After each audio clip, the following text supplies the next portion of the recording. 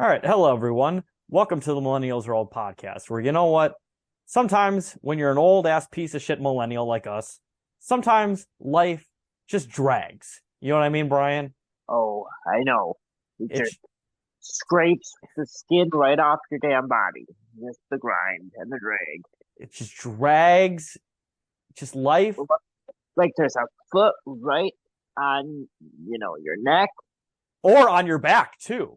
Is like a big steel-toed boot on the back of your neck, just dragging you on the ground, maybe even on concrete. And speaking of things that are dragging, let's get into the 2018 cult classic neo-reactionary, neo-noir film, Dragged Across Concrete. Now, this was my choice for this week's episode. Brian, you had not seen or heard of this movie before I recommended it. Is that correct? No history with this movie. I immediately, when you mentioned it, first the title, and then just you basically described it to me with your pitch, like you described it now, neo-reactionary, neo-noir, with the title "Dragged Across Concrete," and I think I was just in. Not that I was in necessarily, but I knew it was going to be a movie that was going to be good to talk about, and that I was going to be into watching in various ways. Yes, and before we get too into details, I enjoyed your real-time reactions to this movie because I was legitimately just interested in getting your real-time reactions because there are some fucking wild-ass things that happen in this movie. Well, the thing is, so we'll get into this more as it comes up. We've done a few episodes now about retro reactionary films. In fact, I think we've now done three in a row. Yeah, I mean, kind of, Uh, yeah, if you think about it. this is a good have to put in that because there's various, but and obviously we judge movies on their political and social merits, but also, like for me at least, I judge them a lot separately on their aesthetic value and just on how they work as films. And I assume that most studio films in the West are going to be reactionary to varying degrees. But it's interesting seeing what kind of films work in getting that reactionary message across and which don't. And I'm excited to get into the different categories that I think there are of that and where I think this movie falls. No, 100% I agree with that. Like, there are a lot of movies out there that very much have a reactionary mindset, but I think this movie is kind of the apotheosis of especially like Trump era sort of reactionary thought. And I really enjoy that movie or this movie for that reason, because I feel like a lot of movies that are reactionary that came along in the Trump time are really blunt and stupid and don't have any artistic value. And at least, and this is the only S. Craig Zoller movie I've seen of his. He's directed two other major motion pictures at this point that I hope to watch someday. But he is as and to be fair, before we get too deep in the weeds, I first heard about this movie from Chapo Trap House, I believe, when they talked about great movies of the Trump era. And I think Will Menaker described S. Craig Zoller as like one of the great and really only great reactionary director of the Trump era. I really can't think of anyone who made even remotely as interesting or weird or good movies as this in that time frame. Yeah, Dinesh D'Souza. Yes, very much so. The thing with this is that this almost, in how it's reactionary, it's almost reminiscent of an older type of reactionary film, both in its subject matter but in its delivery. Where if you compare it to, say, like the most obvious direct parallel are 70s exploitation films like Death Wish, Dirty Harry, although this is still a bit different from that. But it's reactionary in that it already presumes that worldview is correct. It doesn't bother trying to prove it to you. It presents the reactionary worldview, I think, as right, and it brings the audience in on that, which I always think is more effective in getting people on your side and kind of infecting their brains with whatever, right wing, vigilante, morals you have. Yeah, and also it's got It's like America, where like the very different movies, but there is no like nuance, like, oh, this is actually kind of liberal and it's kind of centrist. This movie presupposes that basically a Birchite police force is that we all agree that that's what's right, and we all know that that's what's right and what works.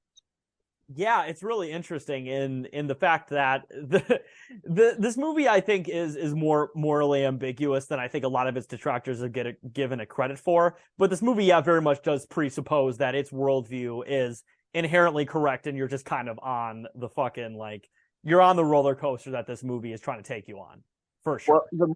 the moral ambiguity, I think, comes in not whether what the characters are doing is right or wrong, but just how they feel about it, which is an Exactly. interesting question, but that's also a hallmark of like right wing art is what the characters are doing obviously is in some way or another defensive, but the feelings they have about it, the internal conflict about it is where the supposed nuance comes in, which is like interesting and worth talking about, but it's also like it's kind of a weird way to like I don't actually think this movie views itself as political. Just I mean, as Craig Zoller has said, basically the fact that he and you alluded to this in the chat earlier, but he is what was he bored by politics or what was that? Disinterested? disinterested in politics. Now, I the thing is, what he said actually is basically what I would say it's Sebastian, which is that he's more interested in aesthetics than politics. But what, of course, is the root of I hate to just throw around that things are fascist because it's a dumb thing, but that is like a core element of the appeal to aesthetics. That's part of where reactionary politics succeeds. So that's a funny way to say that when you're accused of being reactionary. It's like, well, no, I'm just crafting an aesthetic, and the politics are secondary. All right, before we get too deep into the weeds about the plot, because I really want to get into the plot, but let's get into some details here. So once again, this movie came out in 2018 and it was released theatrically in 2019. It was rated R, which is very unsurprising because this movie is extremely violent Yeah, and a lot of swearing, a lot of sexual innuendos, etc. Once again, this movie was directed by S. Craig Zoller, who and it was written by him as well. Now, Brian, I think I told you about his past. He was a former black metal drummer from Florida who, you must have brought that up to me, but I forgot. But boy, that makes sense. yeah, who he got involved in film just within the last decade or so. In fact, he's directed 3 movies and he's been involved in only 5 total. And the movies he's directed were, once again, this movie. His first directorial film was a movie called Bone Tomahawk, which is like a neo-Western movie starring Kurt Russell, and Brawl in Cell Block 99, which is also has Vince Vaughn in it and Jennifer Carpenter in it as well. This movie was produced by Sefton Fincham, Jack Heller, Tyler Jackson, Keith Jarval, and Dahlia Sanye. Now, all of them except for Dahlia Sanye did not have Wikipedia articles, but I did want to mention Dahlia Sanye because for 2 years, including during the time of the distribution of this film, he was the distributor for Fangoria magazine. Interesting. Unfortunately, his career in distributing Fangoria magazine ended very poorly because his film production company, Cinestate, was involved in a pretty massive Me Too scandal where one of his producers was just sexually assaulting women all the time. So not good. No, I don't personally. I don't agree with that. I don't want to speak for both of us, but myself, I don't like that. And not good. Not good, folks. Not, We do not like that. we do not like to see it. No, we don't. So this movie has a lot of very interesting characteristics in it. That's a way to put it. This movie is 159 minutes long, which also makes it our longest movie we've reviewed for this podcast. And there's an interesting Soon to be topped, I think. Soon to be topped. In that Oh regard. yes, very true. Right, once we get to the Billy Jack sequels, very much so. The movie had a budget of about $15 million, but it only grossed $660,000. Now, there is a reason why it grossed so little. I mean, obviously, how the fuck do you market this movie? It's a pretty unmarketable kind of movie, if you ask me. Like, Like, I do think there's a pretty decent sized audience for this. I just think studios have forgotten how to market movies like this. that's actually a very good point. Yes, like I do feel like this movie probably could have done fairly well, but at the same time, it would have been, in my opinion, fairly hard to recoup $15 million budget for a movie like this. Well, so to me, you could market this movie as an exploitation movie. But the thing is, nobody wants to market movies that way anymore because they want movies to seem highbrow. Even if, it doesn't matter. It's just how you're marketing it.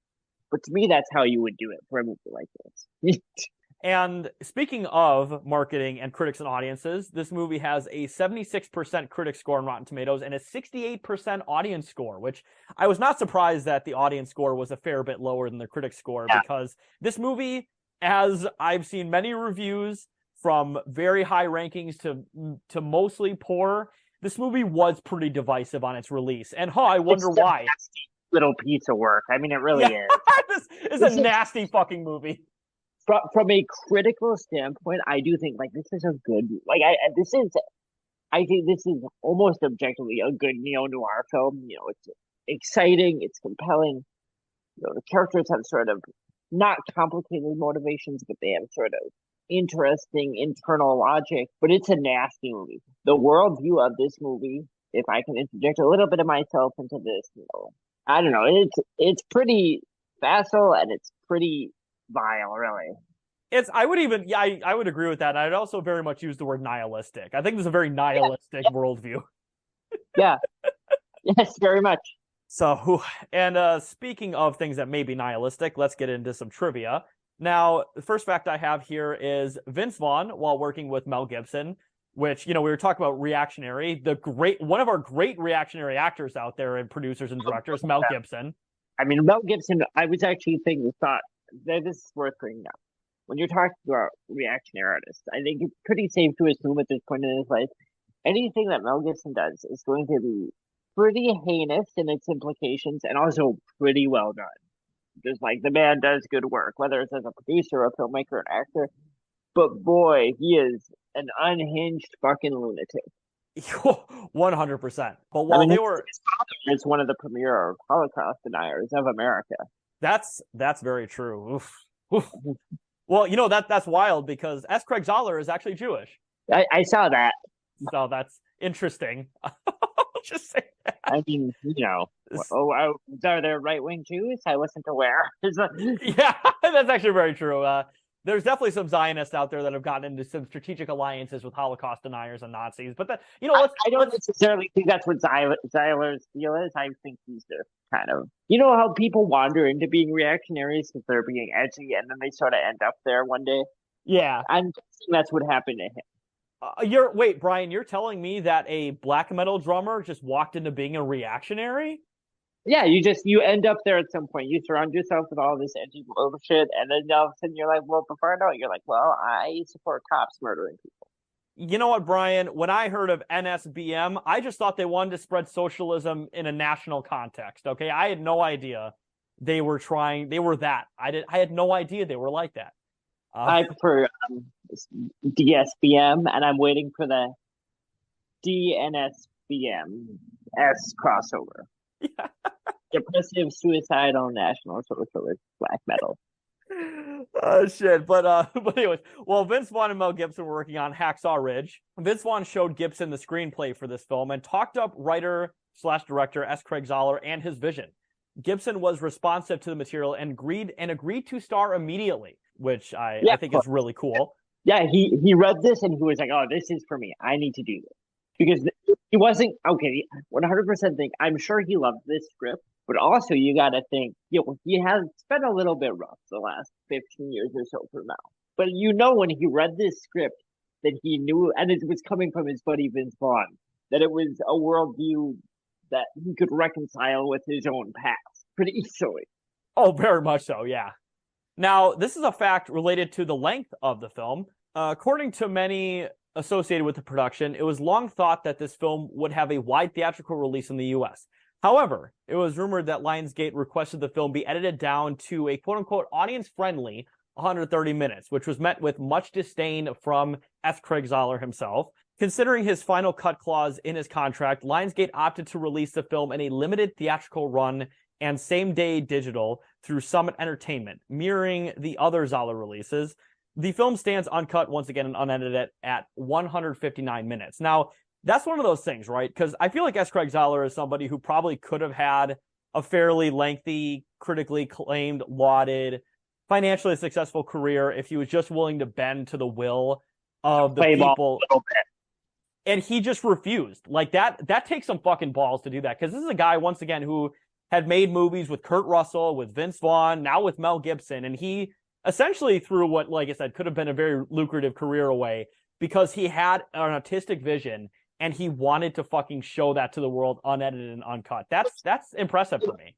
Of course, I respect. That's laudable. But I do want to say I'm not sure if I think this film justifies its length at every moment. Ooh, oh, ooh, oh, oh man. Let's get that's a fighting words. Although I kind of agree with that, but that's a fighting words. Oh, and I didn't. Yeah. When I think about that, and that was not a thing. I wasn't watching it bored and thinking, "Oh, this is way too long." But there were times when I was thinking, and I was thinking, like, I don't know if it actually needs this length. No, I do agree with that. There are definitely some scenes, and I remember when I was listening to Chapo talk about this movie, and they were describing various scenes that just take so long. Like there is legitimately a scene where Vince Vaughn just eats an egg sandwich for a minute with no dialogue. Like, No, it's as good a time as it is. I hate Vince Vaughn. I hate him in this movie. I mean, his character is supposed to be obnoxious, but it's also just like that this is the type of guy Vince Vaughn waited his whole career to get to play, and he wants so badly to be this kind of guy. And it's like, fuck you, Vince Vaughn, you fucking bitch. I can't wait till I make you watch Brawl in Cell Block 99. No, I'm excited to. I want to watch more of this guy's movies. This is fascinating. This is a strange film. All right, good. I'm glad. So yeah, once we'll get the Vince Vaughn hate train for that movie because he's the main character in.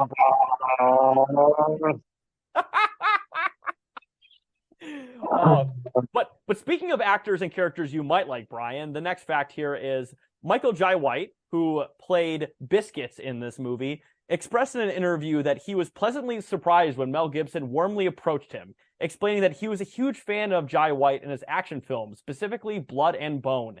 Now, I'd forgotten Michael Jai White was in this movie, so I was like, oh shit, he's in this movie. I'm fucking excited. You know who Michael Jai White is, right, Brian? I feel like that's a name that I remember from something, but it's bouncing around in my head and I can't place it.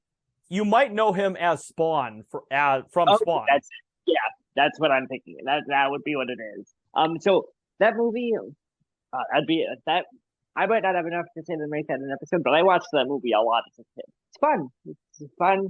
Kind of not an accurate portrayal of the comic books, but it's a fun movie. That's who that fucking is. I was trying to place him the whole time. Once again, though, Brian, it is a fun movie to watch. And also, I think you would agree, best special effects of all time. Such good special effects. I actually think that for the time, they're fine, to be honest. Yeah, they're fine for the time, but man, in retrospect, they're rough. Yeah. They're really rough. Well, CG is shit. Making CG the primary form of special effects was always doomed to hurt movies instead of just making it supplemental to, practical effects. Because they become dated immediately in like 6 months. And next little fact I have here, and there weren't a whole lot of facts for this movie, so I did pad it just a little bit, but next fact here is Vince Vaughn, Jennifer Carpenter, Don Johnson, Fred Melamed, who I've never heard that name before, and Udo Kier appeared once again in the previous film of S. Craig Zahler's Cell Block 99. So once we review Cell Block 99, it'll be like, oh shit, we're basically just watching a different version of Dragged Across Concrete. Almost seems like these two movies probably almost fit together like companion pieces. Yeah. Oh my god, wouldn't that be funny if that movie was almost essentially like a prequel to this movie, so we watched them in like opposite orders? That would be hilarious. That'd be frustrating. Well, but I bet thematically that I'm sure Zahler seems like one of those guys who has themes that he refines and revisits. Oh, very much so. And the last fact I have here is this is the first film directed by S. Craig Zahler to receive an official rating from the MPAA. His previous 2 films were released as unrated. So I think that's pretty cool too. I would have never guessed that. Because that's interesting. He had Vince Vaughn in an unrated movie?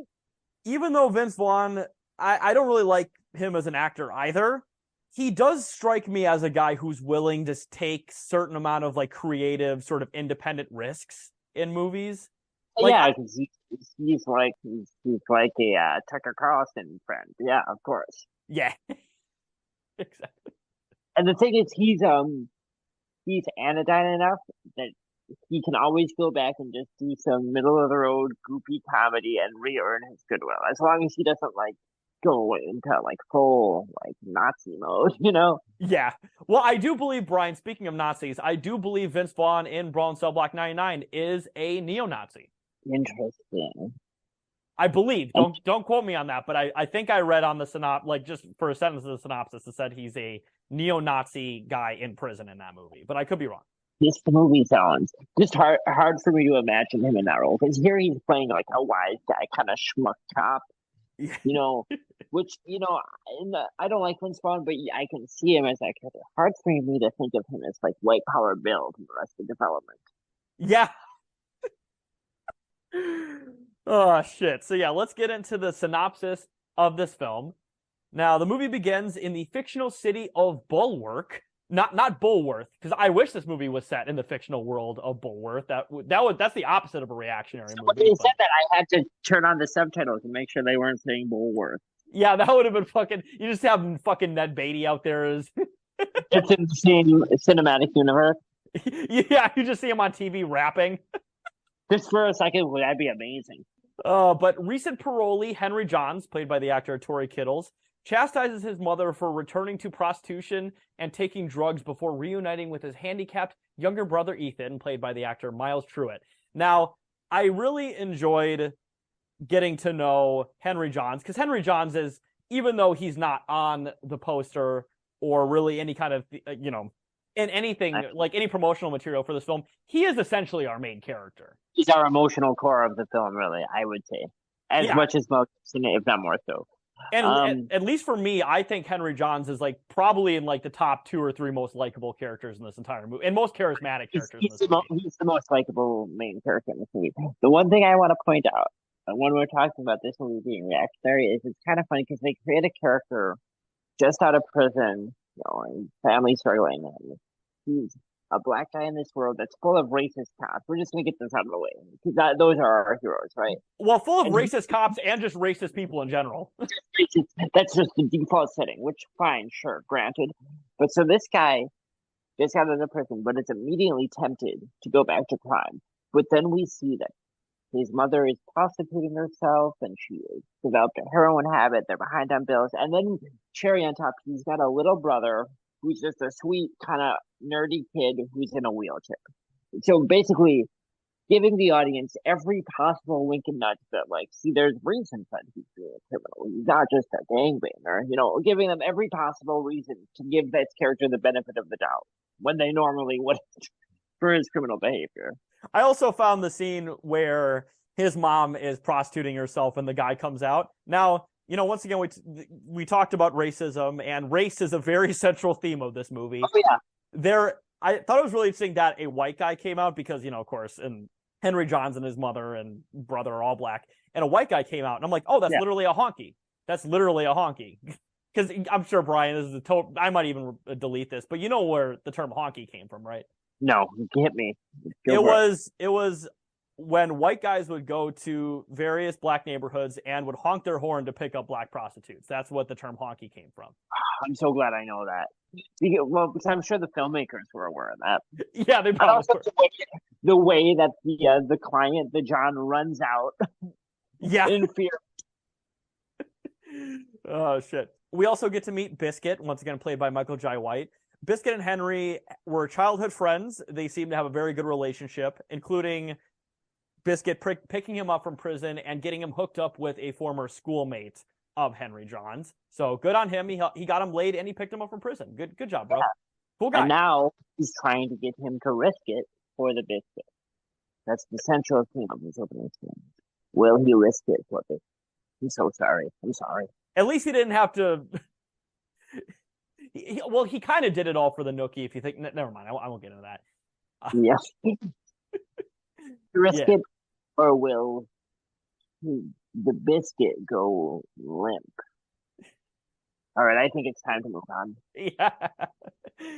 3 weeks later, which is said to us directly in a subtitle, police detectives Brett Ridgman, played by, once again, Mel Gibson, and Anthony Lurisetti, played by Vince Vaughn, are suspended without pay by the police department after a video surfaced revealing them committing police brutality on a drug dealer. Now, they also brutalize a poor woman by getting her all wet and putting on a fan and essentially soft This is so torturing her. much nastier than what they do to the guy. And I'm not saying what they do to the guy is okay, but this is like a nasty scene. And the thing is that the film believes that this can be read as justified already.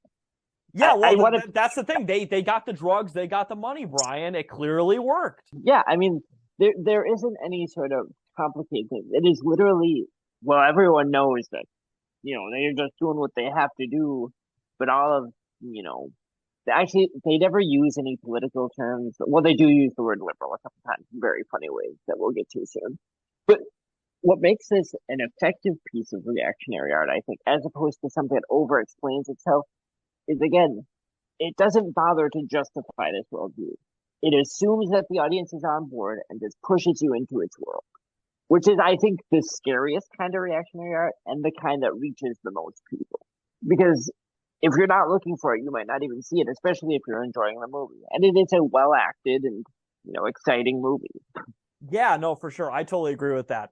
But yeah, I did want to just clarify to the audience. So they essentially are just a little bit too brutal to the guy, but to the girl who has information leading to some various drugs and money in a duffel bag, they get her wet and then put a fan on when she's pretty much completely naked, and they interrogate her like that, and then they lie to her by saying that if you tell us exactly where it is, we'll let you go, which, to be fair on her, don't ever listen to the cops. They lie to you all the time.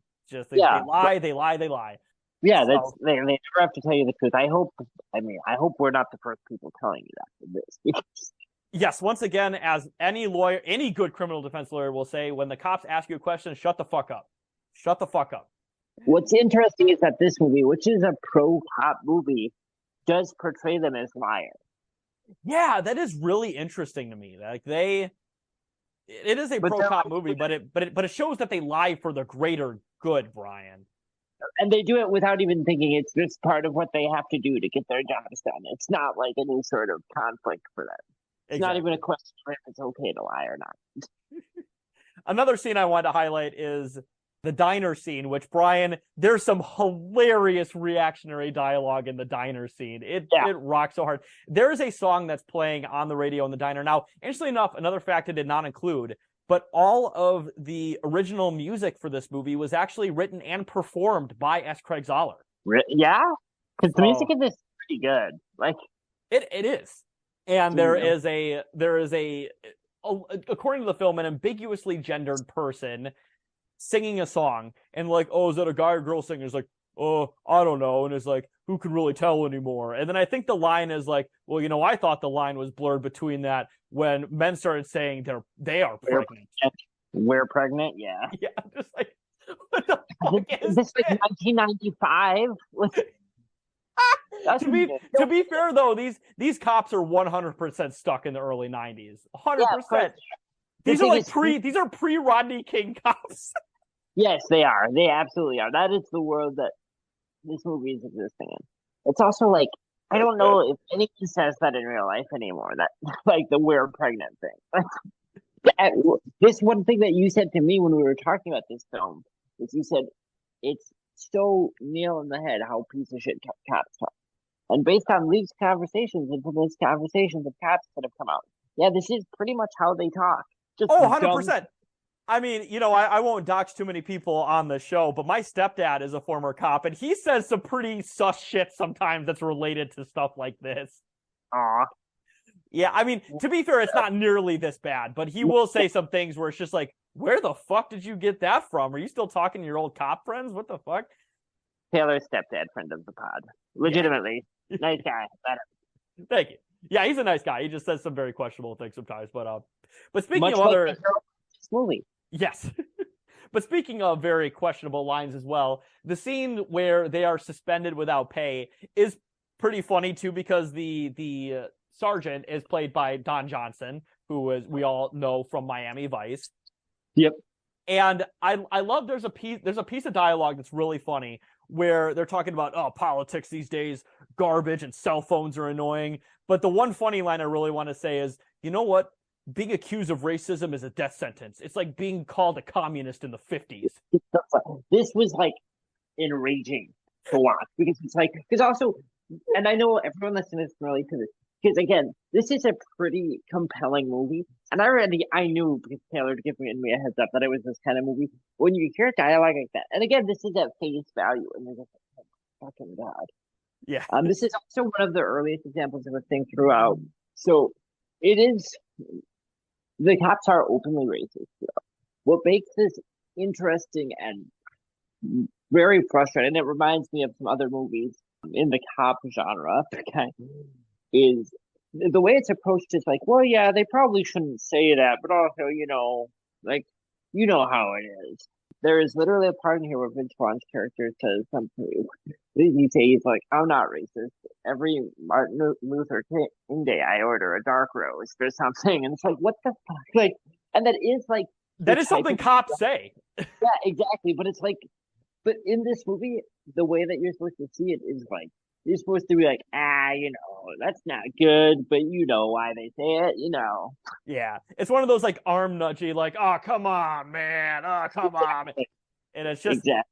And it just lands like a fucking fart at dinner. Like it just it bombs so hard that it's hard for me to be sure. Like I'm like, I don't think this movie is making fun of guys that say shit like that in that moment. But because it's such a bad line in general, I'm not even sure. Exactly. Yeah, there's so their chief who is suspending them is Mel Gibson's former partner. And he says to him at one point, you weren't always that violent. You used to have more compassion. And being on the streets this long, it's bad for you and it's bad for your soul. This is interesting for me because even in this moment, where it's sort of giving lip service to the idea of being gentler to the accused and more compassionate, the real reason is because it's bad for a warrior spiritually to constantly be aggressive. That it like does something to like a soldier's inner self, which is like a theme in fascist literature. Again, I don't think that anyone making this movie was aware of that or thinking about that, but it's interesting to see that through line there. Like, no, I'm glad you brought that up because that was a main driver between creating gas chambers in Nazi Germany instead of just the Einsatzgruppen killing everybody.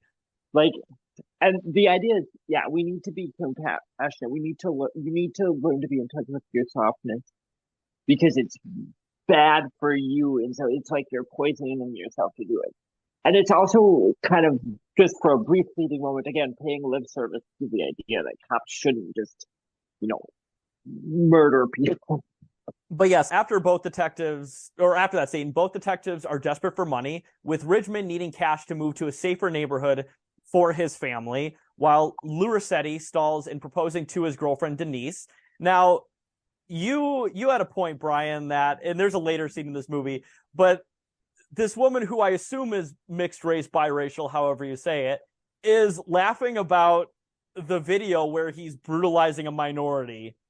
And so she brings that up. It's like, are you beating up minorities again? And it's like Vince Vaughn's girlfriend is a black woman who is the way it's sort of read is that she's more liberal than he is. She's more educated. She's very well spoken, and she maybe thinks he's a little rough around the edges. And they're sitting over dinner, and this video has come out of Vince Vaughn and his partner, brutalizing this Mexican man, right? And she says, "Oh, did you beat up any more minorities today?" And they laugh. And then Vince Vaughn says, "No, I'm not on. I'm off the clock or something like that." And it's like, it's just a really, it's of course a classic like right wing maneuver of creating a minority character who's just kind of like your ideal character that can say whatever you need them to say to like be like, see, it's not really that bad. Well, you know what, Brian, as the old internet saying goes, never ask a racist the color of their girlfriend. No, never mind. That's I've actually never heard that one, but that's good. Yeah. And also I did want to highlight just real quick, Ridgman's family is made up of his daughter, who's being bullied primarily by black teenagers. And they also insinuate that it's going to escalate to the point of sexual assault, which is they keep implying that, but in the scene where she's getting like it's shitty, like someone like what they like throw a soda on her. They throw a soda on her, yeah. It doesn't feel sexualized and it feels shitty, but it does just feel like kids the way that shitty high school kids pick on kids. It's a very weird to go from that to be like I don't want to say that wouldn't make someone feel unsafe because obviously it could, especially at that age. But the I don't know. I don't want to be. I know there's lots of different kinds of bullying, and they're all the weird leap in there is that this is racialized, and that these kids that threw soda on her are like going to grow up to be like gangbangers, I guess, and not just that like some rude like eighth graders threw a soda on the girl, which is a thing that the shitty kids would do. Yeah, it's really fucking weird. His wife has a great line where after he has just gotten home and he's relaying that he's suspended, his daughter's just been assaulted and bullied by some black kids at school. She says, "I'm about as liberal as you can be for a former cop, but we've got to get out of this town," or something like that. Yeah, we got to get out of this neighborhood. Yeah, or something like that. It's also like what we're just supposed to take that at face value as the audience be like, "Oh, she's a liberal cop, and even she thinks this," and it's like, well, what indication do we have that she was ever liberal, quote unquote? Yeah. Well, also, I find the scene incredibly unrealistic because what cop is a officer in the city that they're an officer in? That's the neighborhood that they patrol. None of them. Yeah, none of them. In fact, I think there was a statistic that relevant to you, Brian. In both Portland and Minneapolis, 95% of cops in those cities do not live within the city limits. Yeah, no, almost none of them. And also, by the way, once again, I think they say in the movie he's been on the force for 27 years. There's no fucking way they are so poor they can't afford to move out of a shitty apartment. I'm sorry. Insane. But that's Insane. Part of and I do think sometimes people throw the word propaganda out in recent years, but when it is kind of like irrelevant, But because most films that involve cops, most books that involve cops, so are pro-police propaganda. But not to the point where I would say that most of them can. But that's what this movie is. So this is positing the idea that a career police officer, probably the only career in this country that has a strong, reliable union that is unquestioned and is able to protect them, lives in this scary part of town with an apartment falling apart. You wouldn't be a cop anymore. Like what the like, and when you talked about good union, they also are one of the jobs that have very strong like social safety net built into it. Yeah, but the whole point of this is to now give you a portrayal of how rough Mel Gibson's life is, so that if he says an off-color racist thing, that there's a reason he's saying it, and he's not just racist in his heart. That's how I read that. That's my interpretation of what I think the movie's putting forward. Well, it's also the Matt Damon character in Crash. It's it's really weird though too, because we also see Lurisetti's apartment, and his apartment is much nicer. What the fuck's going on there? It's like yeah, he's got a skyline view with a glass, and they say 20 years younger than Mel Gibson's character. So he's making more money, I guess. It's just it just makes no sense. I'm sorry, I'm not saying that all police officers in America live high on the hog, no pun intended. But a big city cop with nearly 3 decades on the force is not going to live in squalor. I'm sorry, that's not going to happen. And it just doesn't make sense because, again, they've said that his partner, who is younger than him, has not been on the force this long. They show him in, again, a pretty beautiful, a friend's apartment. Yeah, really. It's just, it does not, unless he has, the world's worst gambling addiction, it makes no sense. Unless his intellectual yuppie black girlfriend pays for that with her job for the food bank or whatever she does. Well, that's the thing, Brian, is that there's no wealthier person in America than a black woman who's a social worker. They're very well known for being very well off financially. Yeah, I know. Anyway, I noticed that too. I'm glad you also noticed how lavish that apartment is. Yeah. Brian, I think that black women who work in social services, they've been living on the hog for way too long. Those fat cat black women social workers. Well, it's because they're working for the state and they're advancing all of these socialized programs. These social workers putting our cops out of work. You think, why don't you call a social worker when your house gets robbed, huh? Yeah, defund the police. How about you call that hot black woman who's a social worker? That classic Nick Mullen tweet is like, "Oh, we'll see who wants to defund the police when you get raped, and you need someone to show up and shrug their shoulders." Yeah. Not, obviously not laughing at the assault part, but definitely laughing at because that's literally what would happen. Like, let's be real. Classic Mullen, but yeah. Oh shit. Okay, back to synopsis here.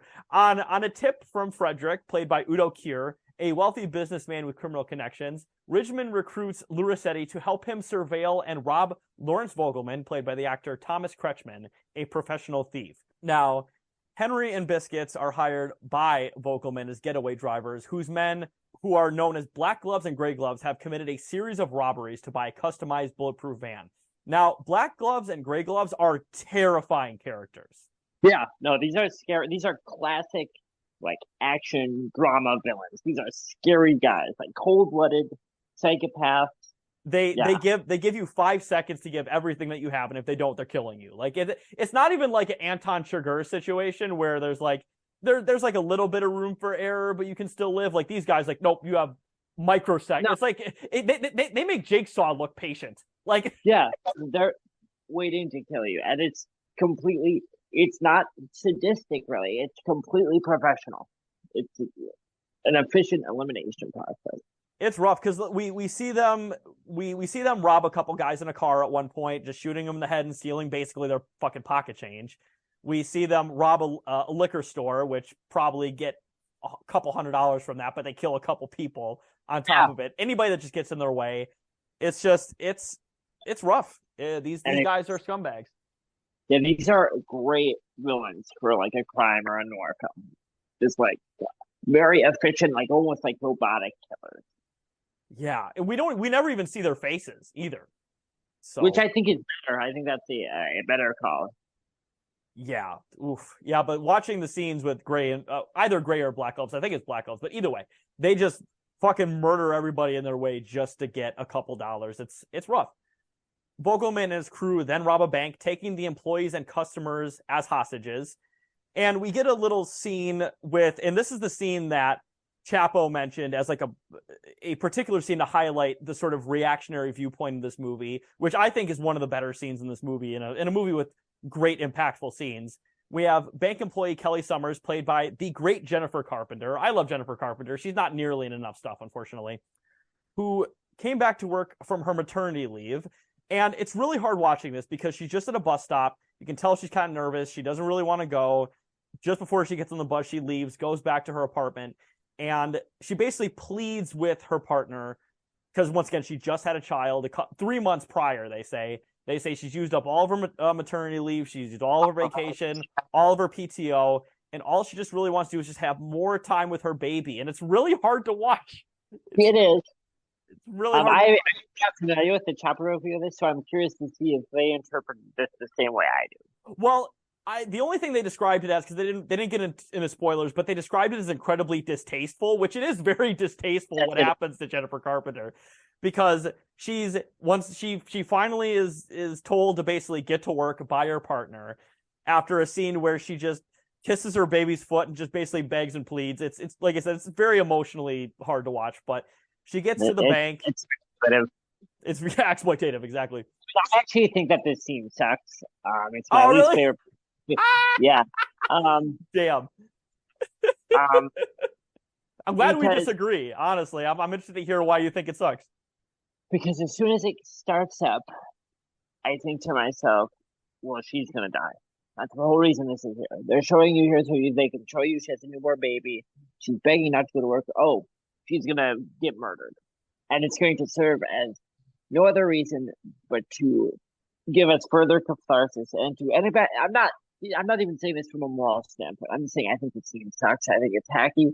And then there can be no doubt in our minds that our protagonists are justified in doing whatever they need to, because they've just murdered this scared new mother who didn't even want to be at work today. And of course, right before she's shot, she takes out a little sock that belongs to the baby that she's been holding with her, I guess, because she's nervous being away from the baby for the first time in months or weeks or something. And then she says, like, I need to make sure that my baby gets this. And then they shoot her right in the chest. And it's very emotionally manipulative. It's also like, I mean, this character doesn't really have any sort of arc to me. There's not a whole lot that's interesting about her besides the fact that we know that she's sad of being away from her baby, and then she gets, annihilated basically. So, like, yeah, I just think this is very much like a classic exploitation film, film noir type scene. So I'm not like morally against it, but I did think it was hacked on that kind of stuff. I will agree with that. Her performance is fine. This is not an issue with Carpenter at all. No, I do agree with that. It is very hacky, but it was fairly effective for me. I'll just say that. Of course, you're seeing a mother get fucking murdered. Like, yeah. It's also affecting for me in in the fucking Lion King when Mufasa gets trampled by the wilderness. All right, but yeah, just it's affecting, but I also didn't think it was like well written or well conceived. But it did make me upset. It's upsetting to watch. Yeah, for sure. So I do want to get into the setup for that. So she goes to work. They basically set up a welcome party. Once again, and I will agree, it is very clunky dialogue. It's basically like, hello, we are happy to have you here. And then Gray Gloves and Lawrence Vogelman show up, and they have a little tape recorder. It kind of reminds me of Jigsaw. And also, I did want to mention the tape recorder. This is now the second movie I have recommended that has villains using tape recorders to convey a message. Well, that's our little connection here. That's one of your favorite themes. No, the villains in this scene are great. Him speaking through the tape recorder is really scary and just very menacing. That I love. And I also love how they telegraph basically all of what they're going to do. Because everything, it's like, is there anybody back there? No, there isn't. Are you sure of that? And they're like, yes. If you're not sure of this, I will. He literally says, I will cut your nuts off. I will castrate you. And in fact, if it's just a blink and you miss it. But after, once again, everybody except for one person is killed and one person is taken hostage, you just see a blink and you miss it when fucking Mel Gibson and Vince Vaughn are driving. Them personally, not the characters. I'm just kidding. But you see them driving by, and you see a big red stain where the guy's cock is. And that's our takeaway with these characters is they're very professional. They don't have any feeling, and they do what they say they're going to do. If they say that you have 5 seconds, you have 5 seconds. If they say they're going to cut your nuts off, they are going to cut your nuts off. Yeah, it's rough. And also a couple scenes I did want to highlight just before we get too much deeper in the plot. There are some filler scenes where Lurisetti and Ridgman are doing various reconnaissance. They're not super interesting, but I did want to say that. We're not just like, hey, they drove up here and now we see a bank robbery. Like, they are trying to do cop reconnaissance. And I do think that the disguises are really funny because Ridgman just puts on a baseball cap and glasses, which looks stupid as shit. And then in a Lurisetti, he like spray paints his hair white. It's just awesome. He looks great. It's strange. It looks like a comic character that Vince Vaughn would play. It's so fucking awesome. He went through a midlife crisis and decided to dye his hair. Yeah. Oh shit. But yeah, once again, the thieves, they leave with a hostage, Cheryl, who does play into the movie. She gets basically brutalized.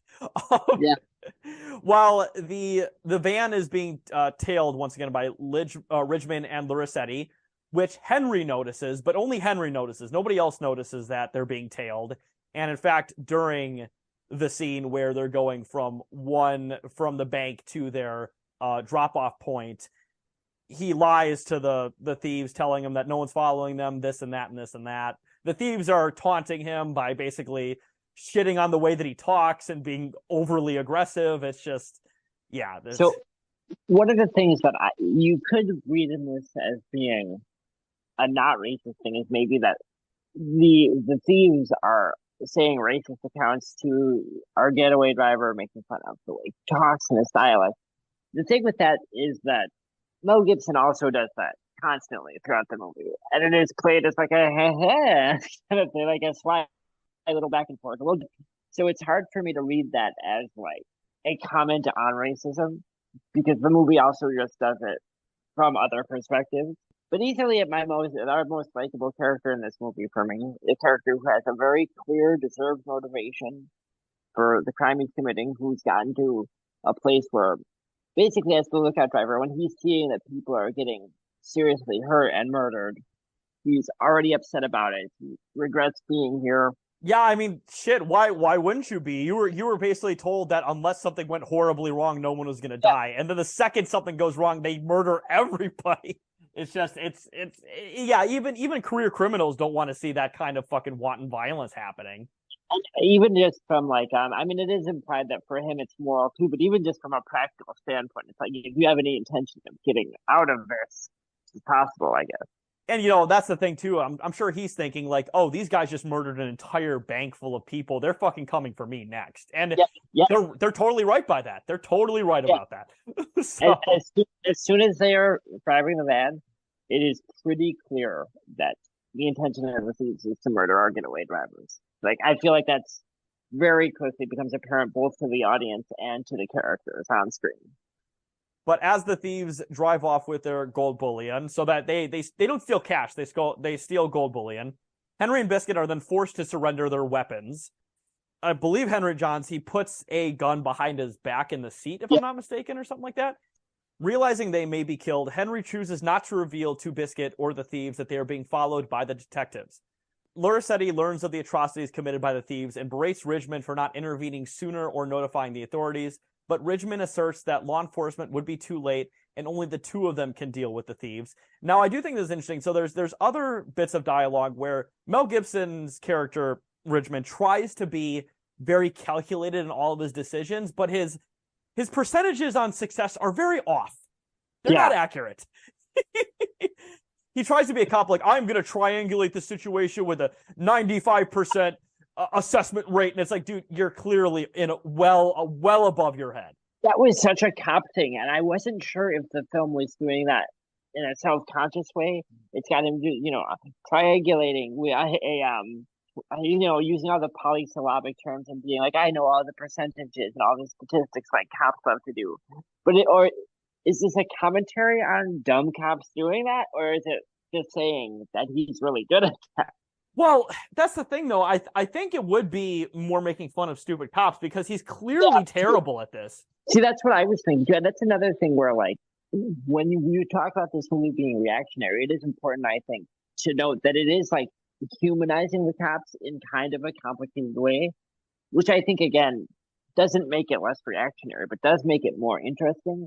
Kind of reminds me, not kind of, actually, pretty similar to, have you seen The French Connection? I have not seen The French Connection, no. Very similar themes where it's about cops that are, abusing their power, and it's kind of I would say French Connection is more on the side of criticism of cops than this is, but a lot of similar themes there. Interesting. You're talking about the original French Connection? That's like Gene Hackman and stuff like that, right? Yeah. Shit. Once again, friend of the pod, Gene Hackman, who shouldn't be driving. I saw a story recently where he got into some car accident or something. Aw. Him and Dick Van Dyke need to just get a little dune buggy and ride around. Yeah. Oh, shit. But I do think it's very interesting, to watch, especially, in the scene where they're driving away, where these guys try to say that they're, like, good cops or whatever.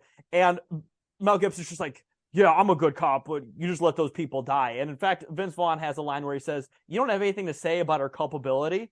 And it's one of those things where, like, you just let a bunch of people be fucking murdered. Like, that's literally what you knew what was going to happen, and you let this fucking happen just because you want, your selfish desires of getting some gold bullion out of this fucking robbery deal. Well, one of the things I think that you see in all kinds of reactionary art is a thing where the idea that if you acknowledge that something is wrong, that's enough. So this movie acknowledges that our hero has done that. Similarly, this is just a thing I think about sometimes. In Batman Begins, when he's built his whole spyware computer and he's spying on all of Gotham, and then Commissioner Gordon says that this is an invasion of people's rights, and then it's never acknowledged again. Mm-hmm. I think you see that a lot in a lot of reactionary art. Is that we're going to point out the problems with this so that everyone watching the movie knows that we've thought about it. And then we're never going to address it or reconcile it. Yeah. And that'll get us off the hook. For sure. Next scene, we have Lurisetti opts against delaying his marriage proposal to Denise and leaves her a voicemail guiding her to the engagement ring because that was the main inspiration why he took this job in the first place, because essentially he just wanted to get her a better ring, probably better, honeymoon or whatever the fuck. And I think it's interesting that he does this on the way to the drop-off point, because I think tacitly he knows he's probably not going to survive this.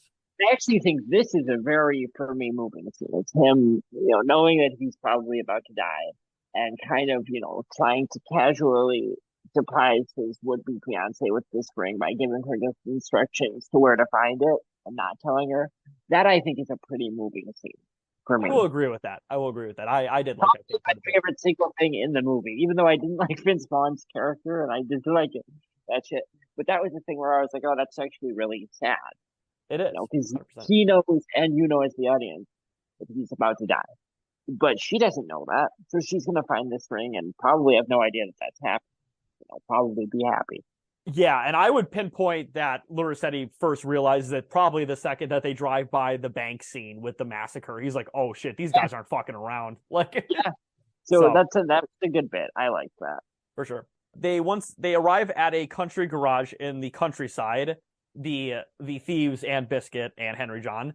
Biscuit leaps out of the van and is shot as Henry wounds Grey Gloves with a hidden gun. Mortally wounded Biscuit swallows the van's keys. Yeah. It's really rough to watch because he's basically shot up a bunch of times. He pukes up the key, eats it again, and then they shoot him a bunch more. They're basically torturing this guy. Reminiscent again. So I'm rewatching this show, so this might become a hallmark of the series for a while. Reminiscent of when Job tries to swallow the key to break out of prison in Arrested Development, and he keeps throwing it up. I'm pretty sure that I could swallow a key. I don't think I'd throw it up that much. I don't know what the big deal is. Yeah, I'm just saying, it doesn't seem that hard. Yeah.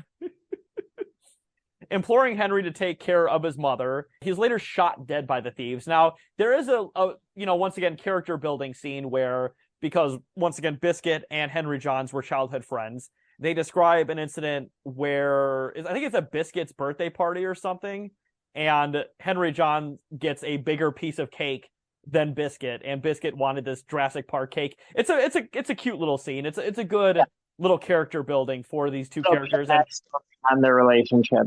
Yeah.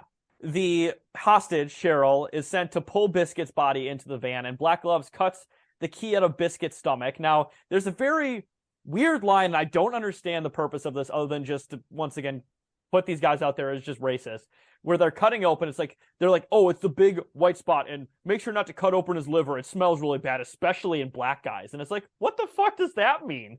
Well, and again, these are our villains, our psychopaths saying this, but this is exactly the same type of shit that our cop protagonists say throughout the movie. So I'm not sure how to read it. Do you think maybe these guys were former cops? Oh, that actually had not even occurred to me. I mean, it's possible. Either way, it is a very weird line for sure. Yeah, well, because again, our villains say these mean, weird, all just shit, awful, racist things all the time, but so do our two protagonists, and so what's the movie trying to say about racist language or, acting racist? Is it trying to say anything about it? I don't know. It makes me feel weird. It is. But once again, they cut the key out of his stomach. As Richmond and Lurisetti arrive and ram the van, knocking it over, which I thought was a very smart idea on their part. And also at this point, the van folks, Grey Gloves and fucking Vogelman and all these people, they realize that Richmond and Lurisetti are there. So they shoot out the windows of their car. They're basically hiding. Vince Vaughn has like a sniper point underneath the car, and fucking Richmond has a exciting section of the movie. Yeah, and they're also wearing masks. It looks like something out of fucking Heat or something like that. It's very interesting. I really like it. Yeah, no, this is definitely I don't know. This is a very tense scene, and it's another good example. We talk about this sometimes of the whole movie's been leading up to this moment, but it doesn't feel cathartic at all. It just kind of feels claustrophobic, but in a very compelling scene. It does. Threatened by Vogelman, Cheryl seemingly escapes from the van, and as Lurisetti attempts to rescue her, shoots Lurisetti, mortally wounding him before being executed by Richmond. Now, I thought that was very interesting because I think, from what I understand, because at first I didn't understand it, they do have a very explicit scene where I believe Vogelman explicitly threatens her family if she doesn't do what they say. Yeah. Because otherwise, why the fuck would this random bank employee just shoot somebody? Yeah. Who's she probably believes is trying to save their lives, I would imagine. Yeah, to help them. Because otherwise, I'm just like, wait, what the fuck? And I had to rewind it, and I'm like, oh, okay, never mind. I get why. But it was very weird at first. No, that was my read in that situation too. That scene too, where Vogelman she's got, like a rag stuffed in her mouth, and puts the gun kind of right up to the rag and holds her ID to her and says, "Do you have a family at this address?" or something like that. And she's kind of crying. It's a scary scene. Like, it's very rough. 100%, yeah. Ooh. Ridgman hands the dying Lurisetti his phone, and he listens to a voicemail from Denise, who declines his proposal before succumbing to his wounds. That was another hard one. That bitch said no? No. Yeah. But yeah, very much so. That was very much like a kill crazy spree. No. Yeah, that would have been. Ridgman, in a rage, then fills the van with tear gas and kills Grey Gloves just as he surrenders. Before he can torch the van, because at this point, even though Ridgman is definitely the fuck-up cop out of these two, Ridgman, he fucking annihilates all these guys in a pretty interesting fashion.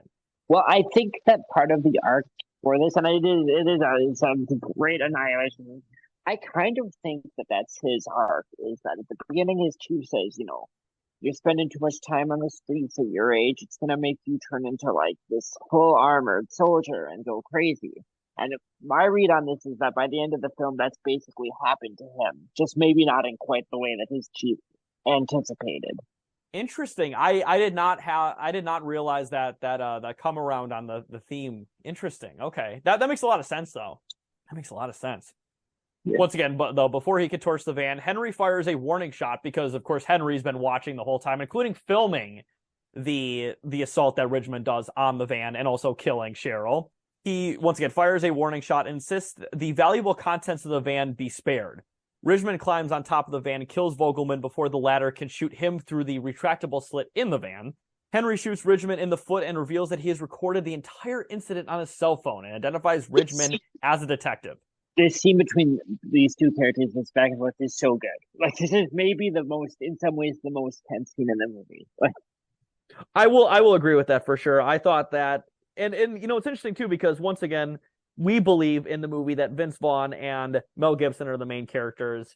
We kind of get a little bit of a turn of direction where we have Henry Johns being, introduced essentially as a main character, and we finally see their two worlds collide at the very end. And then we see how we, the audience, have seen the whole time, but now they're seeing how sort of their situations parallel each other. Exactly. Maybe they aren't so different after all. Mm-hmm. And I think it's interesting too because, once again, he shoots him in the foot. Fucking Ridgman takes off his bulletproof armor, and he says, "I need to tie it to, stop the bleeding or whatever." And then while Henry's distracted, he fucking throws the bulletproof bag on him and disarms Henry. And Ridgman proposes that they split the money, and together they load the bodies and bullion in the getaway car, towing Lurisetti's car to a dump site. Ridgman reveals a hidden firearm and threatens Henry to delete the video. Now, they say it's 60-40, which I think is perfectly fair. Obviously somebody's got to get the better, but whatever, right? Henry and Ridgman then both shoot at each other, with Henry mortally wounding Ridgman. And I thought that was interesting too, because Henry goes like, "Oh man, why the fuck did you shoot me for? My word's good. Why the fuck did you do that?" And it's very reminiscent of I swear to God, there's a movie I saw that was like that, where there's like I don't know. I'm trying to think of the movie, but there was a very similar scene in that movie too, where it's like, "Man, why the fuck did you do that? I was being honest." And it was like, "Oh, I regret that." I think we might have even talked about it recently. Yeah, we might have. But yeah, that's also because at this point, Ridgman doing that shouldn't be a surprise to him or the audience, but it still is. You're just like, fuck. Yeah, it's like, man, fuck, why'd you do that? So, and then also, Henry agrees with the dying Ridgman to bury Lurisetti and take care of Ridgman's family, because at one point, Ridgman's just like, "Oh, please take care of my family." It's like, oh, they ain't getting the 40% or whatever. It's like, but I'll make sure they're taken care of, which, in his morality is true, because his family didn't do fucking anything for him. But, it's like I gave you a specific deal, but I'm not giving them a deal, but I'll make sure they're taken care of, basically. I mean, that's more than I guess he'd have to do. And if you're sympathizing with Richmond, which the movie presumes you are, you would probably be like, okay. Yeah, I would say it's pretty underhanded, and it is, but I think the movie wants us to read that as pretty reasonable. no, for sure. But yes, Henry agrees with the dying Richmond to bury Lursetti and take care of Richmond's family once again, and later buries all the bodies and promises the deceased Biscuit that he will return and give a proper burial to his friend and the two detectives. And he also says he will take care of Biscuit's mom as well. And in the very last two scenes, well, I should say the very last scene of this movie, 11 months later, Henry lives in a lavish mansion with his mother and brother. And I think it's really interesting because he walks to this mansion, everything's all in white. His mom's getting a massage. Like, oh yeah, well, they can finish the massage later. Hey, Ma, you want to make us dinner or whatever? And it's like all great. The brother is playing video games in this lavish bedroom overlooking the ocean. And then you also see Richmond's family getting a small box full of the gold bullion that Henry Johns was promised to Richmond, to his family. Which, to be fair, that amount of money would probably set them up for quite a few years. They would be okay with that kind of money. We can invest in a cure for multiple sclerosis. Yeah. And then I also love the last scene where it's a callback from the very first scene where we see Biscuit and his brother playing video games. Like, oh yeah, remember that dinosaur game? It's like, yeah, let's play that again. And that's when the movie ends. Yeah. And I think getting Henry's in, because again, that for me is the emotional core to the movie. You don't want to make too many excuses for the weird politics in this movie, but I like Henry's arc. And even though it's very simple and kind of pandery, it does give a nice little through line to this movie. No, 100%. We were talking about the most sympathetic characters. Definitely Henry Johns and his brother are like the two most sympathetic characters in this whole movie. Yeah, his brother's this sweet fucking kid in a wheelchair who just wants to play video games with his older brother. Yeah, and just wants his mom to stop prostituting herself, basically. And even with, the thing is, we talk about this movie being reactionary, but again, the thing is that its portrayal of even the mother could be a lot worse, given that she's a sex worker and a drug addict in the movie. It kind of portrays her as, a victim of circumstance who's doing what she needs to do, which is, for this type of movie, pretty on point. Could be a lot worse. Yeah, it's pretty progressive for this kind of movie. I mean, for this kind of movie, which is, a right-wing movie about sometimes cops gotta beat the shit out of people. Yeah. But yeah, once again, that is the plot synopsis for this movie. Now, this is actually the second time I've watched this movie, because I remember watching it probably about a year or so ago. And I do want to say I really do like this movie a lot. I think this movie is a very interesting movie. I think it's very well made. I think it's one of the few modern reactionary right-wing movies that has like an artistic direction, an artistic style, something to say, even though I don't obviously agree with the vast majority of its politics. Yeah. And it's just a movie that's you can just endlessly fucking talk about. There's a lot of things to talk about in this fucking movie.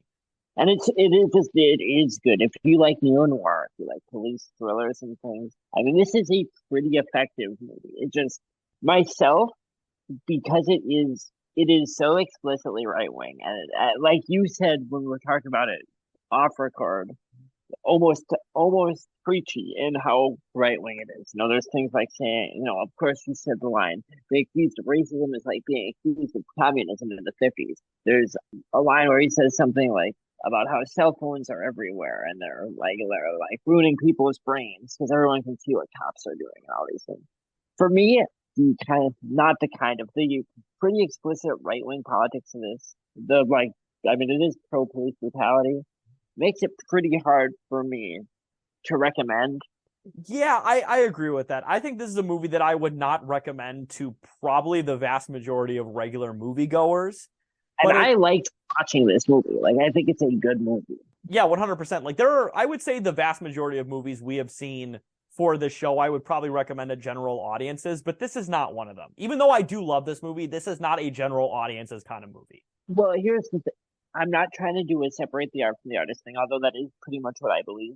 If you like these violent neo-noir films, especially like, let's say if you are like us, I think, like I love the Dirty Harry movies and I love the Death Wish movies. I think they're fun to watch movies, but they are fucking psycho. And if you take those Yeah. movies seriously or you don't see them as psycho movies, you need to like maybe think about that. But also, like, I'm not gonna say that I'll never watch those movies again or like a James Bond movie or whatever. But if someone told me that they were not interested in this movie because of the message it puts forth, because of the worldview, I would not think less of anyone for that. I would totally be like, I get it, because the worldview of this movie is pretty fucking vile. It is on par with something like. But I did like it. I mean, I enjoyed the movie. It's very good. Yeah. It's well, but it really takes to heart when we say neo-noir. I try to when I call things neo-noir, I try to mean that not in a general sense of like it's crime. This is a lot of dark lighting, a lot of mood by like shade and ambiance, kind of a slow burn with these bursts of violence, like in the classic film noir, no Little Caesar or something. So there is like a direct through line from this to that. So if you like noir, I would say this is a pretty good example of a contemporary version of it. Absolutely. I do not like Vince Vaughn in this. I find him annoying, like I find him in pretty much everything. Mel Gibson's great. Guy's a psycho. He's a piece of shit, but I mean, he's really good at acting, and this is no exception. Absolutely.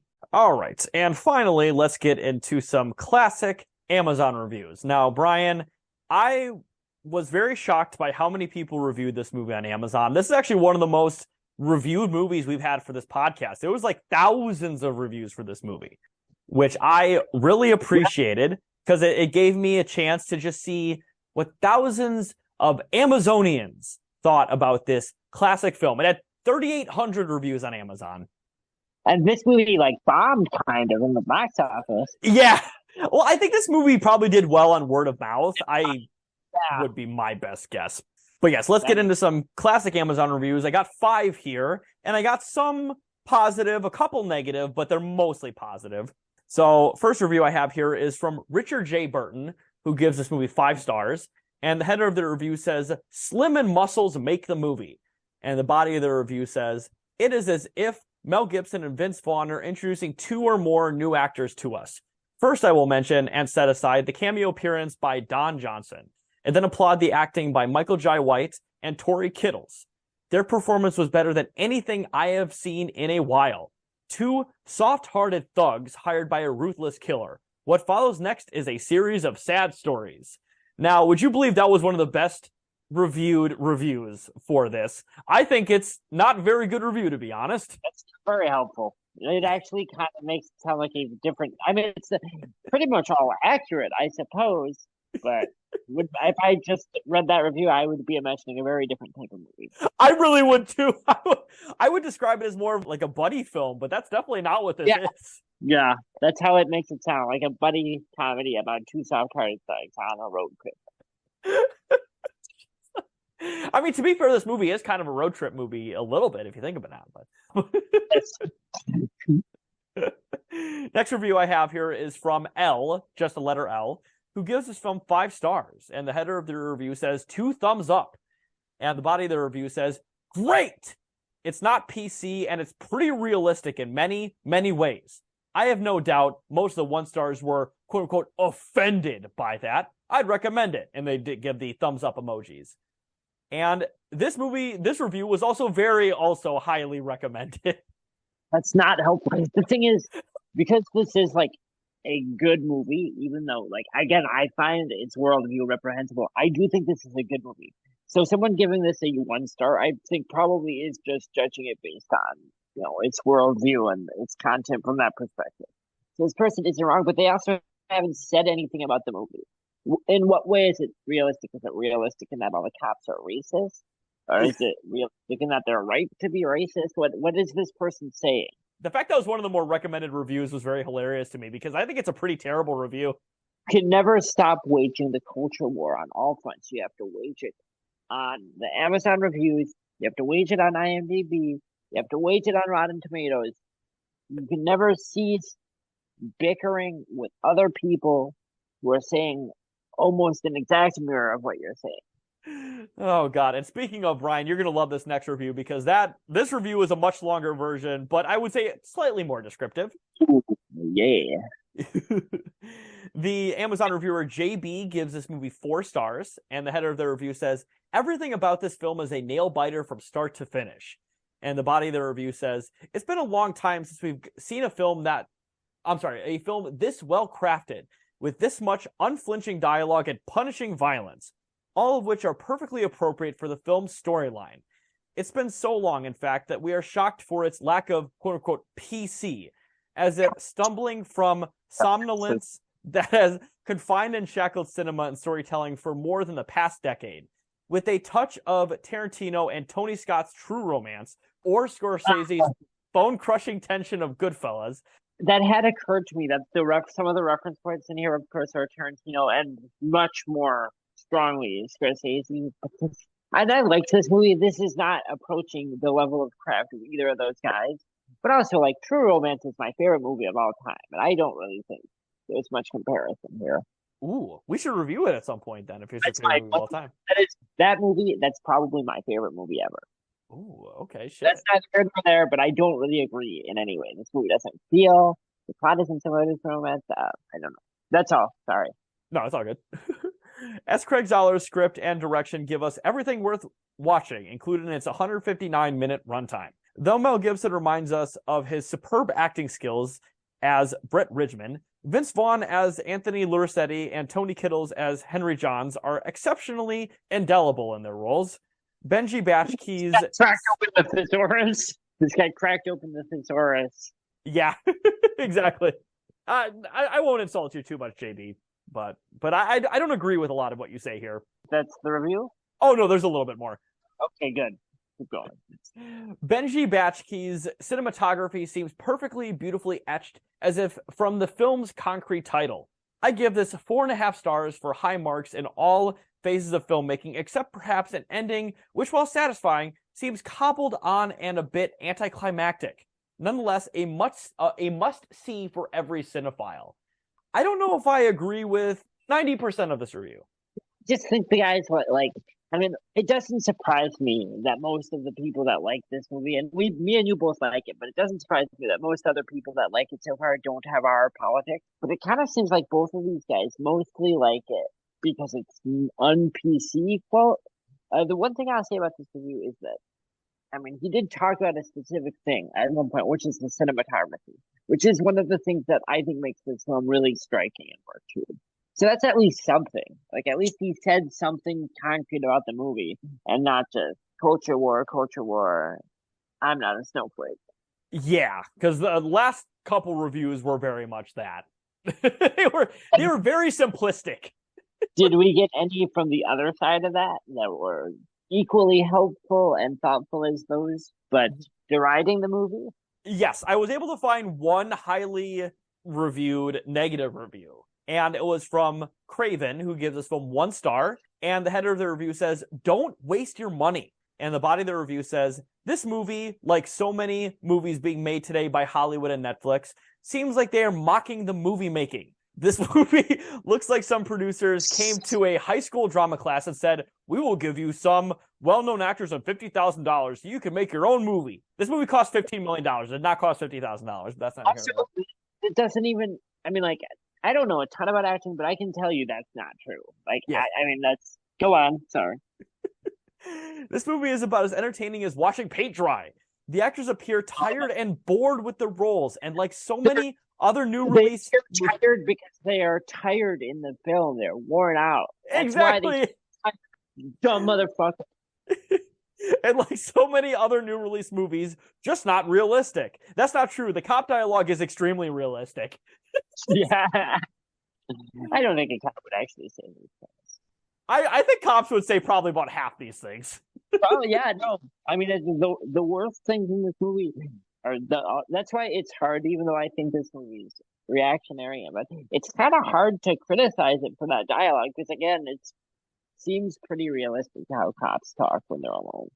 So it's hard to hold that against the movie, you know? Exactly. And the rest of the review says, not sure what happened to movie making, but this low-budget crap being passed off to us as a legitimate movie is just plain old. I have learned my lesson and won't be renting this new stuff again. This And new stuff. I would like to, even though he's been long since dead since this movie came out, but Craven, I want to say like the ghost of Wes Craven wrote this, just as a cranky old man. Yeah, he was just like, hey, this isn't like, I need to make him like Shocker again. Yeah. I've Well, actually never seen that. I need to, but and well, to be fair, Brian, that's the thing, is that well-known guy who is not a reactionary filmmaker, Wes Craven, hates reactionary films. well, this is true. I mean, I'm joking. I think Last House on the Left is an extremely reactionary movie, but at the same time, did he make any other reactionary movies? No, I actually think, I mean, he's basically was like a left lib. Last House sure is reactionary. His argument in regards to that movie would be that he felt like it was a reflection of like how violence dehumanizes everyone involved.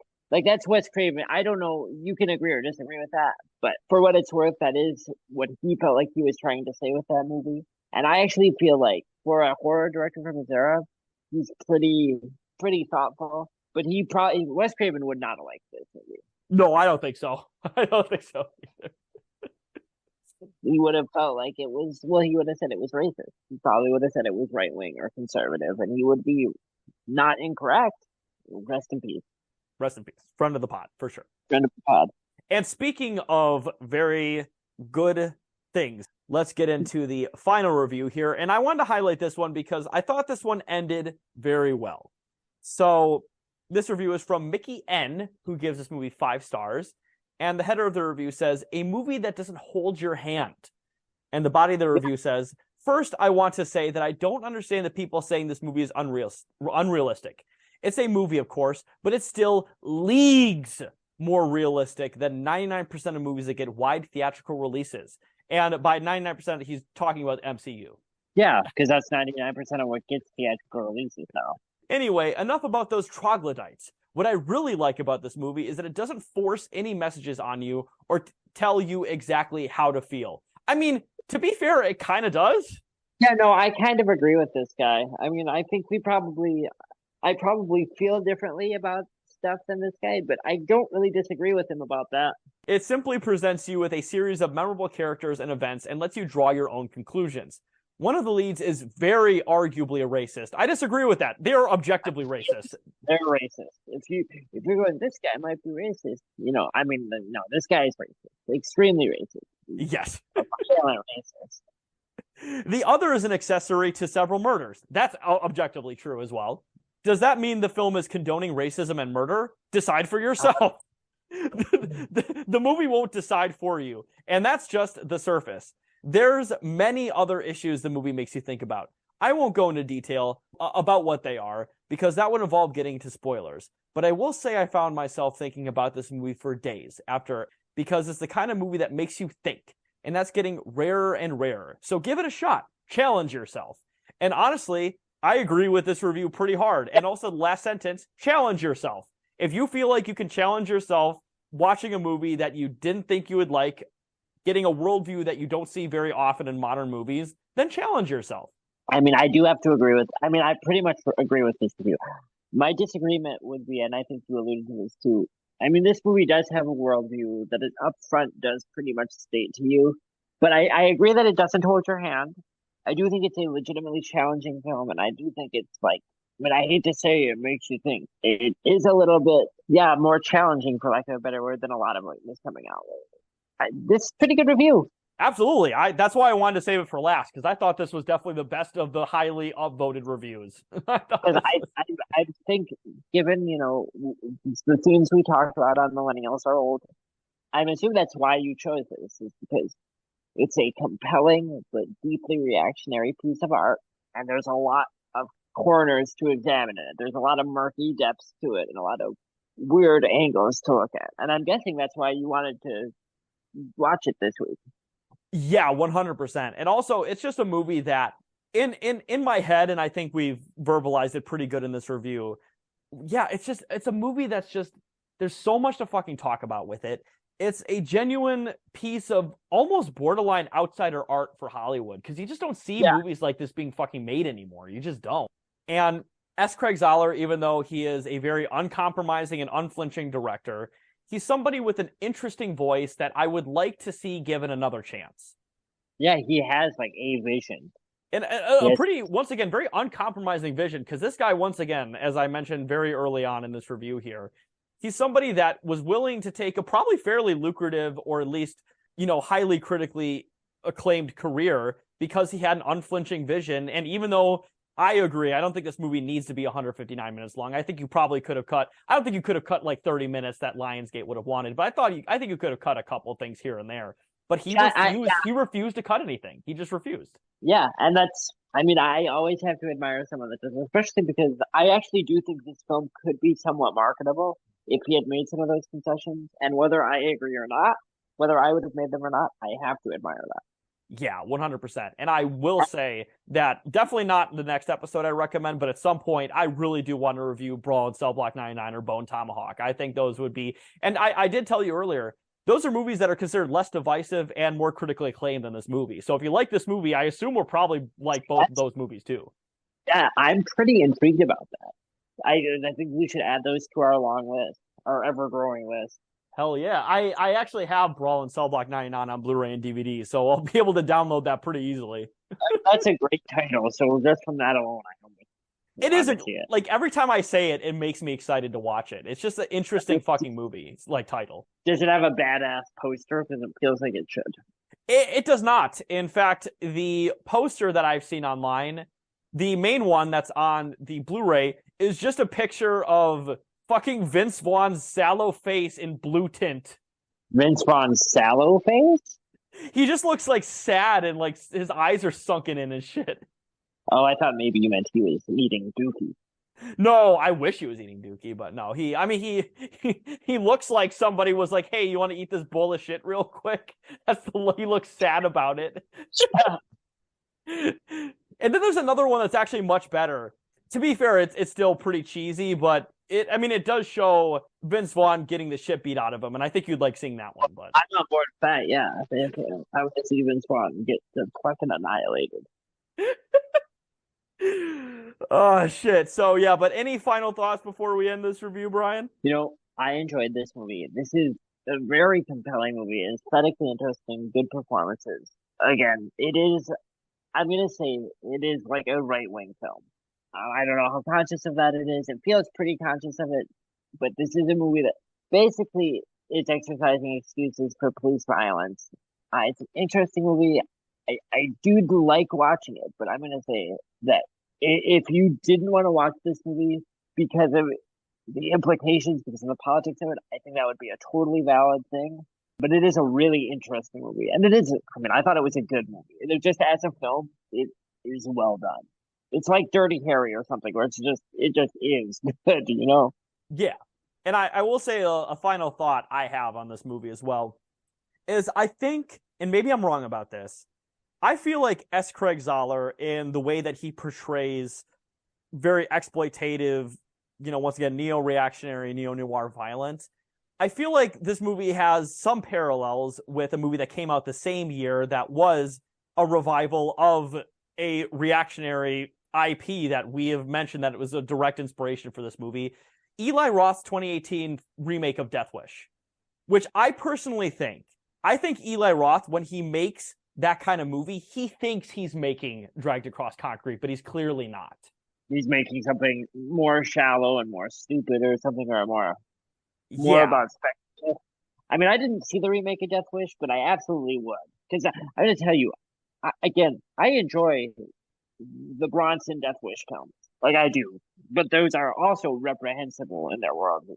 And to be fair, I have not seen the Death Wish remake either. But knowing Eli Roth, because I've seen several Eli Roth movies, in fact, I've probably seen the majority of his filmography, I think he genuinely thinks he thinks he's smarter and more innovative than he actually is. Of course. Oh, yeah. Big time. Whereas S. Craig Zoller generally seems, from what I've seen of him, he seems fairly humble in his endeavors, but his art is far more interesting. Well, he claims that he is working from an aesthetic view rather than a social one. So that's kind of a loaded thing to say, I think, when you look at the relationship between art and politics, but it does hold true. It seems like he has a very strong aesthetic direction, at least in this movie. Oh, and also one final thing, because I'm browsing the Wikipedia article just real quick for Drive to Cross Concrete. So S. Craig Zahler did not do all the songs, but he composed the soundtrack for this movie. Okay, I was like, he's singing those songs, like when it's that high pitched falsetto that sounds like a lady. That's him. Yeah. I was like, wow, that's crazy. But yeah, it was composed by S. Craig Zahler and his friend Jeff Harriet. And they also composed the soundtracks for both Bone Tomahawk and Brawl and Cell Block 99 as well. That's interesting because I was, the songs here are pretty notable. There's a lot of kind of pretty eerie R&B songs, kind of soul songs here. So when you said that he had, the songs were made by him, I was pretty intrigued by that. And it says the duo wrote several soul pieces and recruited the rhythm and blues group, the OJs, to sing the songs. Ooh, that makes sense. Yeah. Zahler was influenced by jazz musicians such as Charles Mingus and John Coltrane in creating the soundtrack. Maybe I'll listen to this whole soundtrack. That's pretty intriguing. It is a very pretty and haunting sounding soundtrack. Yeah, it's not too long. It's only about 35 minutes long. So, but yeah, as Craig Zahler, you are kind of a virtuoso in a way. Yeah, like a solid musical mind, good director. I hope he makes more shit. Yeah, I'm very interested to revisit his work in future episodes. If this is his most divisive and his most poorly rated by critics and audiences film, I'd be very interested to see what his better works are like, because this was a pretty fascinating movie. Yeah, I believe that Bone Tomahawk, his first movie, is his most critically acclaimed, but I could be wrong about that. Russell. Yeah, it's a neo-western film starring Kurt Russell. I love Kurt Russell. I mean, fuck. If you don't like Kurt Russell, you're not a friend of this pod. I'll just say that. Not a friend of the show, no. Get out. Get the fuck out. So, I think for my last sign off here, if we've said everything we read about this film, listeners will know this is the third film in a row where we have looked at an implicitly right-wing or reactionary piece, and we've broken down sort of the implications of it, what works in spite of that, what doesn't work, how strong or how malicious are those leanings. And I think as a break from that, to get us back to some nice feelings, for my next selection, I'd like to revisit one of our favorite archetypes, the base lib. Oh, I'm excited for that. All right, but yes, it is definitely time for me to get to bed. Do we have any final thoughts, Brian? No, I think we've pretty much we've worn down the well, I think. I would agree with that. I feel that too, and I will say to the audience at home, if you feel like you can handle this, watch this movie, I would recommend it. However, once again, this is not a film for your general audiences. It just is not. But, I mean, if you, for whatever reason, don't mind those politics, or if, you can, like myself, you like films in spite of that, or, if you like dark, violent noir films, I would say this is a film I could recommend pretty easily, if you can get past the problematic stuff. Yes. All right. But yes, this is going to be Taylor signing off here. You can follow me at Carlos Chantor on Twitter.com. This is Brian signing off. You can follow me at John Stab on Twitter. That's JONSTABB. I stole that name from a dead punk rock singer. Hell yeah. And I stole my name from somebody who is currently on the lam, waiting to be convicted, almost certainly, for sex crimes. Friend of the pod. Yes. All right. Have a good night, everyone.